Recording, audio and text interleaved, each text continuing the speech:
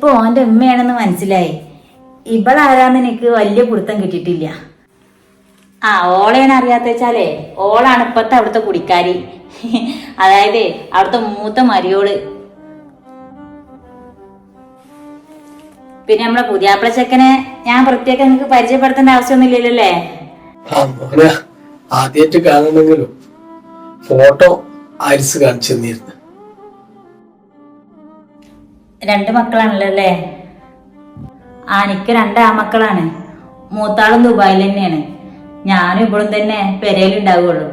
ഇനിയിപ്പതാ ഇവന്റെയും കൂടി കാര്യം കഴിഞ്ഞിട്ടുണ്ടെങ്കിൽ ഇയാളും കൂടി ഉണ്ടാവും. അപ്പൊ ഞങ്ങള് 3 പെണ്ണുങ്ങളായി പെരയില്.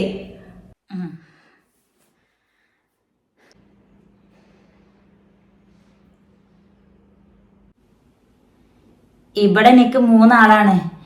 ഇവനാണ് മൂത്തത്. ഓന്റെ മോളാണ് ഇപ്പൊ റിയ.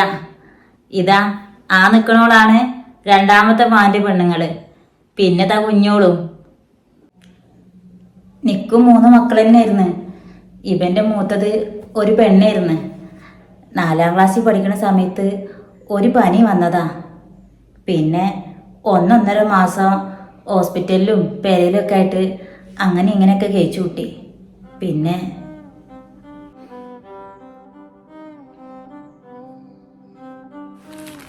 ഓൾക്കുതാ ഇവിടെ പേരന്നെയായിരുന്നു ജസീന.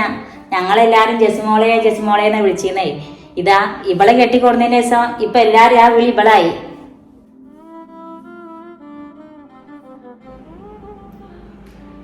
നിങ്ങളെ കല്യാണം കഴിഞ്ഞിട്ട് ഒരുപാടായാ? 7 വർഷം.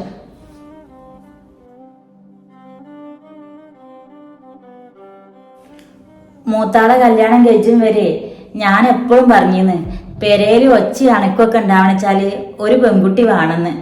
ഇതാ ഇവളെ കെട്ടിക്കൊടുന്നതിന്റെ ശേഷം ആ പയ്യരണ്ട് തീർന്നിട്ടി.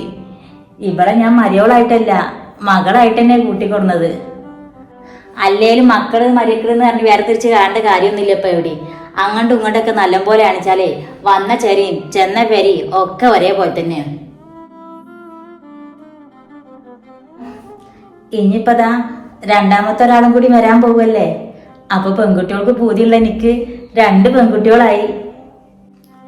അപ്പൊ ഇപ്പൊ മരിച്ചിട്ടിപ്പോ എത്രയായി? ഞങ്ങൾ കല്യാണം കഴിഞ്ഞിട്ട് 1 വർഷം കഴിഞ്ഞപ്പോഴാ ഇപ്പൊ മരിച്ചത്. പെട്ടെന്നുള്ള മരണമായിരുന്നു. ഇപ്പോ 6 വർഷം കഴിഞ്ഞു. ഇവിടുത്തെ ഉപ്പാന്റെ മരണോ അങ്ങനെ പെട്ടെന്നുള്ളൊരു മരണം തന്നെയായിരുന്നു. അല്ല സൽമോ, ഭർത്താവ് പറഞ്ഞിരിക്കാതെ ഇവർക്ക് കുടിക്കാതിരിക്കും.